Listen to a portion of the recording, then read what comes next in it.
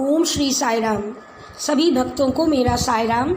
आज हम सुन रहे हैं श्री साई सच्चरित्र अध्याय 5 और इसमें हम सुनेंगे चांद पाटिल की बारात के साथ श्री साई बाबा का पुनः आगमन, अभिनंदन तथा श्री साई शब्द से संबोधन, अन्य संतों से भेंट, वेशभूषा व नित्य कार्यक्रम, पादुकाओं की कथा, मोहिद्दीन के साथ कुश्ती, मोहिद्दीन का जीवन परिवर्तन, जल का तेल में रूपांतरण, मिथ्या गुरु जौहर अली।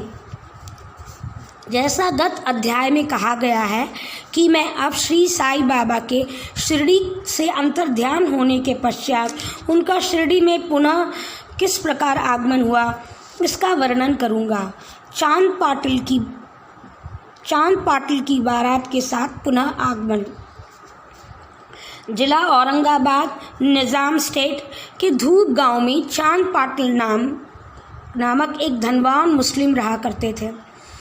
जब वे औरंगाबाद की ओर जा रहे थे तब मार्ग में उनकी घोड़ी खो गई। 2 मास तक जब उसकी खोज में घोर परिश्रम किया परंतु उसका कहीं पता न चल सका। अंत में वे निराश होकर उसकी जीन को पीठ पर लटकाए औरंगाबाद को लौट रहे थे। तब लगभग 14 मील चलने के पश्चात उन्होंने एक आम वृक्ष के नीचे एक फ़कीर को चिलम तैयार करते देखा, जिसके सर पर एक टोपी, तन पर कफनी और पास में एक सटका था। फ़कीर के बुलाने पर चांद पाटिल उनके पास पहुँचे। जीन देखते ही फ़कीर ने पूछा, यह जीन कैसी? चांद पाटिल ने निराशा के स्वर में कहा, क्या कहूँ, मेरी एक घोड़ी थी वह खो गई और यह उसी की जीन है। फ़कीर बोले, थोड़ा नाले की ओर भी ढूंढो। चांद पाटिल नाले के समीप गए और घोड़ी को वहाँ चरते हुए देखकर उन्हें महान आश्चर्य हुआ। उन्होंने सोचा कि फ़कीर कोई सामान्य व्यक्ति नहीं वरन कोई उच्च कोटि का मानव दिखाई पड़ता है। घोड़ी के साथ जब वे फ़कीर के पास लौट कर आए तब एक चिलमन भरकर तैयार हो चुकी थी। केवल 2 वस्तुओं की आवश्यकता रह गई थी, एक तो चिलम सुलगाने के लिए अग्नि और दूसरा साफ़ी को गीला करने के लिए जल। फ़कीर ने अपना चिमटा भूमि में घुसेड़कर ऊपर खींचा। उसके साथ एक प्रज्वलित अंगारा बाहर निकला और वह अंगारा चिलम पर रखा गया। फिर फ़कीर ने सटके से ज्यों ही बलपूर्वक ज़मीन पर प्रहार किया त्यों ही वहाँ से पानी निकलने लगा और उसने साफ़ी को भिगोकर चिलम को लपेट लिया। इस प्रकार प्रबंध कर फ़कीर ने चिलम पी और पश्चात चांद पाटिल को भी दी। यह सब चमत्कार देखकर चांद पाटिल को बड़ा विस्मय हुआ। चांद पाटिल ने फ़कीर से अपने घर चलने का आग्रह किया। दूसरे चांद पाटिल के साथ फ़कीर उनके घर पर चला गया और वहाँ कुछ समय तक रहा। पाटिल धूप गांव का अधिकारी था। उसके घर पर अपने साले के लड़के का विवाह होने वाला था और बारात शिरडी को जाने वाली थी। इसीलिए चांद पाटिल शिरडी को प्रस्थान करने का पूर्ण प्रबंध करने लगा। फ़कीर भी बारात के साथ ही गया। विवाह निर्विघ्न समाप्त हो गया और बारात कुशलतापूर्वक धूप गांव को लौट कर आई, परंतु वह फ़कीर शिरडी में ही रुक गया और जीवन पर्यंत वहीं रहा। फ़कीर को साई नाम कैसे प्राप्त हुआ? जब बारात शिरडी में पहुंची तो खंडोबा के मंदिर में समीप माहल स्पाती के खेत में एक वृक्ष के नीचे ठहर गई। खंडोबा के मंदिर के सामने सब बैलगाड़ियां खोल दी गई और बारात के सब लोग एक एक करके नीचे उतरने लगे। तरुण फ़कीर को उतरते देखकर महाल सापति ने आओ साई कहकर उनका अभिनंदन किया। अन्य उपस्थित लोगों ने भी साई शब्द से संबोधन कर उनका आदर किया। इसके पश्चात वे साई के नाम से प्रसिद्ध हो गए। अन्य संतों से संपर्क। शिरडी आने पर साई बाबा मस्जिद में निवास करने लगे। बाबा के शिरडी आने के पूर्व देवीदास नाम के एक संत अनेक वर्षों से वहाँ रहते थे। बाबा को वे बहुत प्रिय थे। वे अपने साथ कभी हनुमान मंदिर में, कभी चावड़ी में रहते थे। कुछ समय के पश्चात जानकी दास के संत का भी शिरडी में आगमन हुआ। अब बाबा जानकी दास से वार्तालाप करने में अपना बहुत सा समय व्यतीत करने लगे। जानकी दास भी कभी कभी बाबा के साथ स्थान पर चले आया करते थे और पूर्ण तांबे के श्री गंगागीर नामक एक पारिवारिक वैश्य संत भी बहुधा बाबा के पास आया जाया करते थे। जब बाबा प्रथम बार उन्होंने श्री साईं बाबा को बगीचे सींचने के लिए पानी ढोते हुए देखा, उन्हें बड़ा अचंभा हुआ। वे स्पष्ट शब्द में कहने लगे कि शिरडी परम भाग्यशाली है, जहाँ एक अमूल्य हीरा है जिन्हें तुम इस प्रकार परिश्रम करते हुए देख रहे हो। वो कोई सामान्य पुरुष नहीं है, अपितु यह भूमि बहुत भाग्यशाली तथा महान पुण्य भूमि है। इस कारण इसे रत्न प्राप्त हुआ है। इसी प्रकार श्री अक्कलकोट महाराज के प्रसिद्ध शिष्य संत आनंदनाथ ये वाला मठ जो कि कुछ शिरडी निवासियों के साथ शिरडी पधारे, उन्होंने भी स्पष्ट किया, यद्यपि बाह्य दृष्टि से साधारण व्यक्ति जैसे वे प्रतीत हो रहे हैं, परंतु ये सच है कि ये असाधारण व्यक्तित्व है इनका। इसका तुम लोगों को भविष्य में अनुभव होगा। ऐसा कहकर वे येवला को लौट गए। यह उस समय की बात है जब शिरडी बहुत ही साधारण सा गांव था और साईं बाबा छोटी उम्र के थे। बाबा का रहन सहन व नित्य का कार्यक्रम। तरुण अवस्था में श्री बाबा ने अपने केश कभी भी नहीं कटाए और वे सदैव एक पहलवान की तरह रहते थे। जब रहाते जाते, जो कि शिरडी से 3 मील दूर है, वहाँ से गेंदा, जाई और जूही के पौधे मोल ले आया करते थे। वे उन्हें कुछ स्वच्छ करके उत्तम भूमि को देखकर लगाते और स्वयं सींचते। वामन तात्या नाम के एक भक्त इन्हें नित्य प्रति 2 मिट्टी के घड़े दिया करते थे। इन घड़ों द्वारा बाबा स्वयं ही पौधों में पानी डाला करते थे। वे स्वयं कुएं से पानी खींचते और संध्या समय घड़ों को नीम वृक्ष के नीचे रख देते थे। जैसे ही घड़े वहाँ रखते, वैसे ही वे फूट जाया करते थे, क्योंकि वे बिना तपाए और कच्ची मिट्टी से बने रहते थे। दूसरे दिन तात्या उन्हें फिर 2 नए घड़े देते और यह क्रम 3 वर्षों तक चला और साईं बाबा के कठोर परिश्रम तथा प्रयत्न से वह फूलों की एक सुंदर फुलवारी बन गई। आजकल इसी स्थान पर बाबा के समाधि मंदिर की भव्य इमारत शोभायमान है, जहाँ सहस्रों भक्त आते जाते रहते हैं। नीम वृक्ष के नीचे पादुकाओं की कथा। श्री अक्कलकोट महाराज के एक भक्त, जिनका नाम भाई कृष्ण जी अली बागर था, उनके चित्र का नित्य प्रतिदिन पूजन करते थे। एक समय उन्होंने अक्कलकोट शोलापुर जिला जाकर महाराज की पादुकाओं का दर्शन एवं पूजन करने का निश्चय किया, परंतु प्रस्थान करने के पूर्व अक्कलकोट महाराज ने स्वप्न में दर्शन देकर उनसे कहा कि आजकल शिरडी में ही मेरा विश्राम स्थल है, तुम वहीं जाकर मेरा पूजन करो। इसीलिए भाई ने अपने कार्यक्रम में परिवर्तन कर शिरडी आकर श्री साईं बाबा की पूजा की।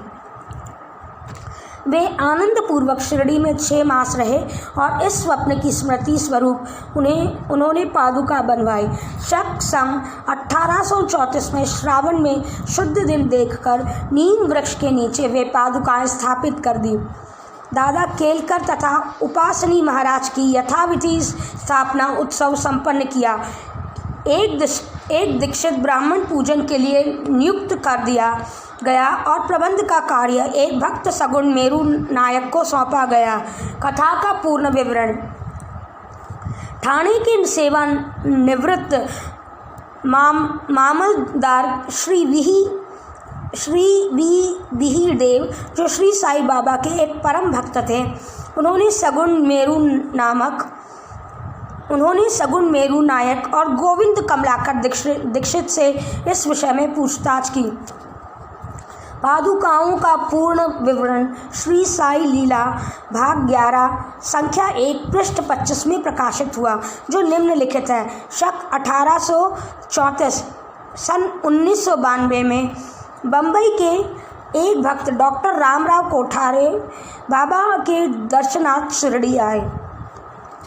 उनका कंपाउंडर और उनके मित्र भाई कृष्णजी अलीबागर भी उनके साथ थे। कंपाउंडर और भाई की सगुन मेरू नायक था तथा जी के दीक्षित से घनिष्ठ दोस्ती हो गई। अन्य विषयों पर चर्चा करते समय इन लोगों को विचार आया कि श्री साई बाबा के शिरडी में प्रथम आगमन पर पवित्र नीम वृक्ष के नीचे निवास करने की ऐतिहासिक स्मृति के उपलक्ष्य में क्यों न पादुकाएं स्थापित की जाए। जब पादुकाओं के निर्माण पर विचार विमर्श होने लगा तब भाई के मित्र कंपाउंडर ने कहा, यदि बात मेरे स्वामी कोठारे को विदित हो जाए तो वे इस कार्य को निमित्त अति सुंदर पादुकाएं बनवा देंगे। यह प्रस्ताव सबको मान्य हुआ और डॉक्टर कोठारे को इसकी सूचना दी गई। उन्होंने शिरडी आकर पादुकाओं की रूपरेखा बनाई और इस विषय में उपासनी महाराज से भी खंडोबा के मंदिर में भेंट की। उपासनी महाराज ने उसमें बहुत से सुधार किए, कमल फूल आदि खींच दिए तथा नीचे लिखा श्लोक भी रचा, जो नीम वृक्ष के महात्म्य एवं बाबा की योग शक्ति का द्योतक था, जो इस प्रकार है। सदा निम्ब वृक्षस्य मूलाधिवासतः सुधास्त्राविणं तिक्ता पयप्रियंतं तरुकल्पवृक्षाधिकं साध्यंतं नमामीश्वरं सद्गुरु साईनाथम। अर्थात मैं भगवान साईनाथ को नमन करता हूँ, जिनका सानिध्य पाकर नीम वृक्ष कटु और अप्रिय होते हुए भी अमृत की वर्षा करता था। इस वर्ष का रस अमृत कहलाता है। इसमें अनेक व्याधियों से मुक्ति देने के गुण होने के कारण इसे कल्प वृक्ष से भी श्रेष्ठ कहा गया है। उपासनी महाराज का विचार सर्वमान्य हुआ और कार्य रूप से भी परिणित हुआ। पादुकाएं बम्बई में तैयार कराई गई, कंपाउंडर के हाथों शिरडी भेज दी गई। बाबा की आज्ञा अनुसार इसकी स्थापना श्रावण की पूर्णिमा के दिन की गई। इस दिन प्रातःकाल 11 बजे श्री के दीक्षित ने अपने मस्तक पर धारण कर खंडोबा के मंदिर में समारोह और धूमधाम के साथ द्वारका माई में लाए। बाबा ने पादुकाएं स्पर्श कर कहा कि ये भगवान के श्री चरण हैं।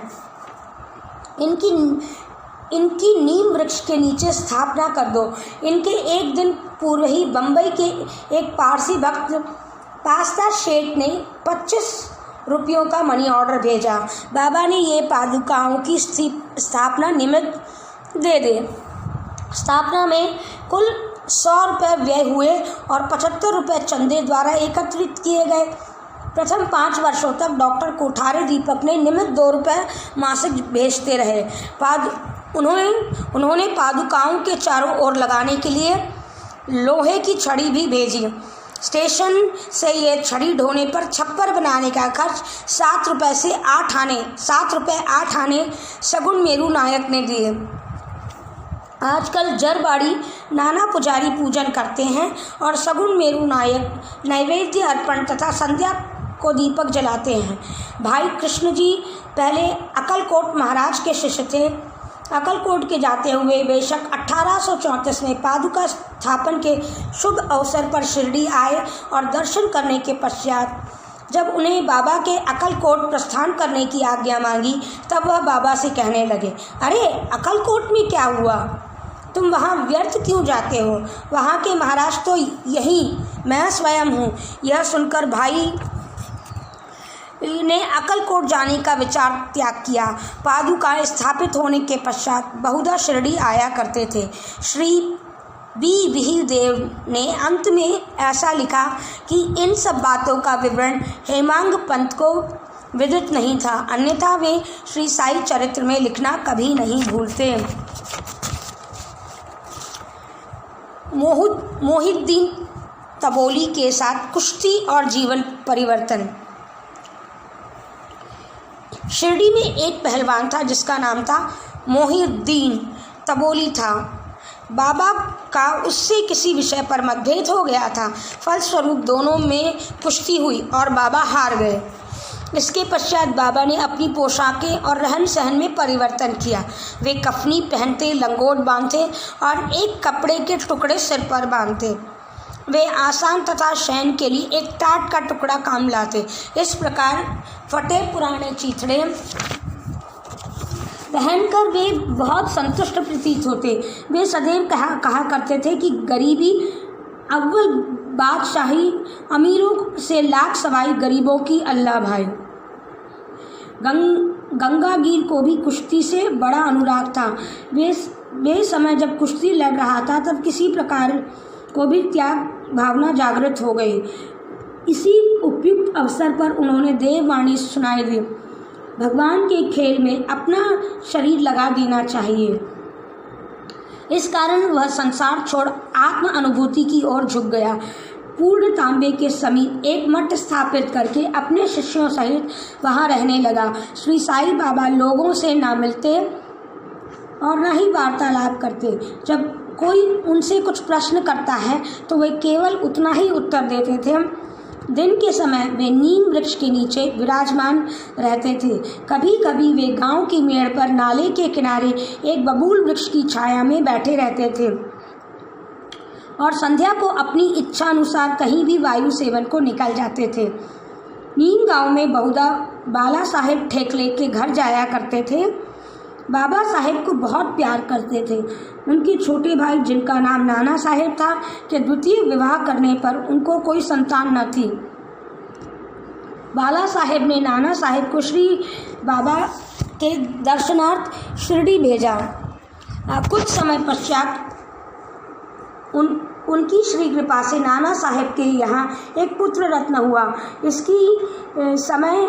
इसी समय बाबा के दर्शनार्थ लोगों का अधिक संख्या में आना प्रारंभ हो गया। उनकी कीर्ति भी दूर दूर फैलने लगी।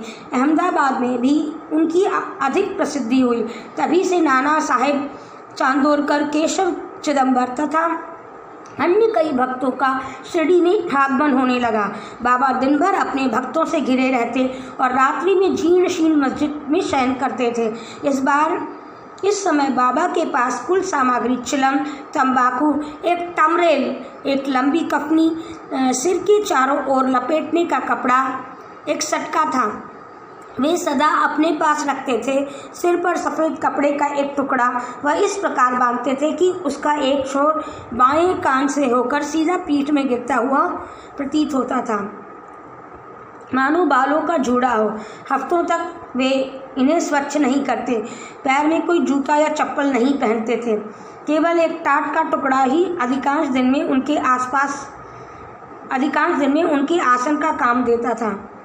वे एक कौपीन धारण करते, सदा सर्दी से बचने के लिए दक्षिण मुखी को धूनी से तपते थे।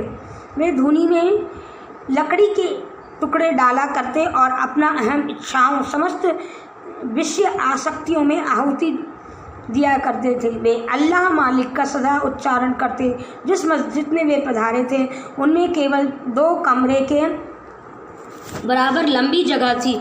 यह सब भक्त उनके दर्शन करते थे। 1912 के पश्चात कुछ परिवर्तन हुआ। पुरानी मस्जिद का जीर्णोद्धार हो गया और एक फर्श भी बनाया गया। मस्जिद में निवास करने वाले पूर्व बाबा दीर्घकाल तक तकिया में रहे। वे अपने पैरों पर घुंघरू बांधकर प्रेम विहीन होकर सुंदर नृत्य व गायन किया करते थे। जल का तेल में परिवर्तन। बाबा को प्रकाश से बड़ा अनुराग था। वे संध्या समय दुकानदारों से भिक्षा में तेल मांग लेते थे और दीपमालाओं में मस्जिद को सजाकर रात्रि भर दीपक जलाया करते थे। यह क्रम कुछ दिनों तक ठीक चल रहा था। अब बनिए तंग आ गए और संगठित होकर यह निश्चय किया कि आज कोई तेल की भिक्षा ना दे। नित्य अनुसार जब बाबा तेल मांगने पहुँचे तो प्रत्येक स्थान पर उनका नकारात्मक उत्तर से स्वागत हुआ। किसी से कुछ कहे बिना बाबा मस्जिद को लौट गए और सूखी बत्तियां दियों में डाल दी। बनिए तो बड़े उत्सुक होकर उन पर अपार दृष्टि जमाए हुए थे। बाबा ने टमरेल उठाया जिसमें बिल्कुल थोड़ा सा तेल था। उन्होंने उसमें पानी मिलाया और वह तेल मिश्रित जल वे पी गए।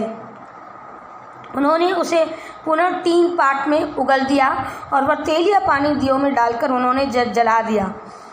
उत्सुक बनियों ने जब दीपकों को पूर्व व्रत रात्रि भर जलते देखा तो उन्हें अपने किए पर बड़ा दुख हुआ और बाबा से क्षमा याचना की।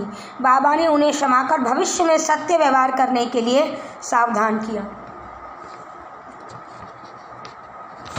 मिथ्या गुरु जौहर अली। उपयुक्त वर्णित कुश्ती के 5 वर्ष पश्चात जौहर अली नाम के एक फ़कीर अपने शिष्यों के साथ रहता आए। वे वीरभद्र मंदिर के समीप एक मकान में रहने लगे। फ़कीर विद्वान था, कुरान की आयतें उसे कंठस्थ थीं, उसका कंठ मधुर था। गाँव के बहुत धार्मिक और श्रद्धालु जन उसके पास आने लगे। उसका यथा योग्य बहुत से धार्मिक और श्रद्धालु जन ने आदर सत्कार किया। लोगों ने आर्थिक सहायता प्राप्त कर उसे वीरभद्र मंदिर के पास एक ईदगाह बनाने का निश्चय कर लिया। इस प्रकार इस विषय को लेकर कुछ झगड़ा हो गया, जिसके फलस्वरूप अली रहता छोड़कर शिरडी आया। बाबा के साथ मस्जिद में निवास करने लगा। अपनी मधुर वाणी से लोगों का मन जीत लिया। वह बाबा को भी अपना एक शिष्य बताने लगा। बाबा को कोई आपत्ति नहीं की, उसका शिष्य होना भी उन्होंने स्वीकार कर लिया। तब गुरु और शिष्य दोनों ही पुनः रहता में आकर रहने लगे। गुरु शिष्य की योग्यता से अनभिज्ञ था, परंतु शिष्य गुरु के दोषों से पूर्ण परिचित था। इतने पर बाबा ने भी कभी उसका अनादर नहीं किया। पूर्ण लग्न से अपना कर्तव्य निर्वाह करते रहे। उसकी अनेक प्रकार से सेवा की। वे दोनों कभी कभी शिरडी भी आया करते थे, परंतु मुख्य निवास रहता में ही था। श्री बाबा के प्रेमी भक्तों को उनका दूर रहता में रहना अच्छा नहीं लग रहा था, इसलिए सब मिलकर बाबा को शिरडी वापस लाने के लिए आ गए। इन लोगों की ईदगाह के समीप बाबा से भेंट हुई और अपने आगमन का हेतु बताया। बाबा ने उन लोगों को समझाया कि फ़कीर के आने के पूर्व ही आप लोग शिरडी लौट जाएं। इस प्रकार वार्तालाप हो ही रही थी, उतने में फ़कीर वहां आ पहुँचे।